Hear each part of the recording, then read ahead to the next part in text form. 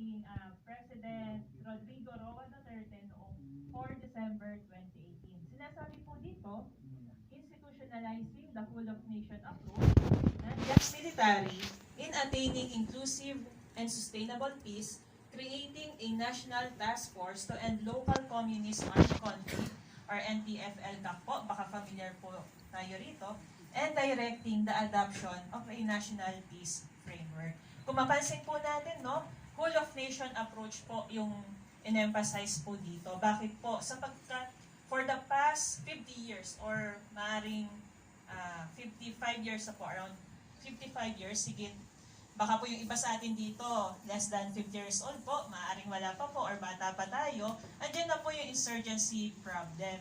At ang naging approach po ng ating pamahalaan, ng mga dati po natin nakaraang administrasyon, ang naging focus po dito ay dahil military problem siya, na security concern, ang naging approach po dito military strategy rin, anti-militar na pamamaraan upang masugpo po or matapos na itong insurgency problem. However po, sa pag-aaral, sa pagtatasa po nila, ang root cause po nito ng insurgency problem natin ay hindi lamang problemang militar, bagkos meron po itong pinanggalingan. Halimbawa po dito ay ang kahirapan, social injustice, social inequality po.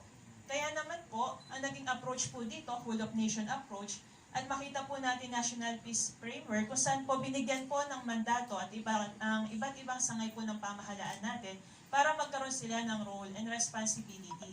At makatulong po tayo na ang buong lipunan po makatulong upang matapos na po itong problem natin sa insurgency.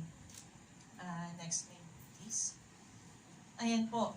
At nung magkaroon po ng NTFL-CAC, magmula po sa lantay militar o military strategy po, nagkaroon po ng pagbabago ng direction sa approach po ng ating pamahalaan. So since 2018, 2019 po, eto na po yung mas focus natin. Good governance o mabuting pamamahala, patriotism o pagpapakita po ng pagmamahal sa ating bansa, values enhancement or ang pagpapalagana po ng ating mabuting kaugalian. At dahil po whole of nation approach po siya, makita po natin whole segment of our society o lahat po ng parte ng ating lipunan ay kabahagi po upang magbigay ng solusyon at magkaroon at responsibilidad po kung paano natin mawawakasan itong problema natin sa insurgensiya. Nang sa ganun po, matupad na po natin ang inaasam nating lahat na pangmatagalang kapayapaan.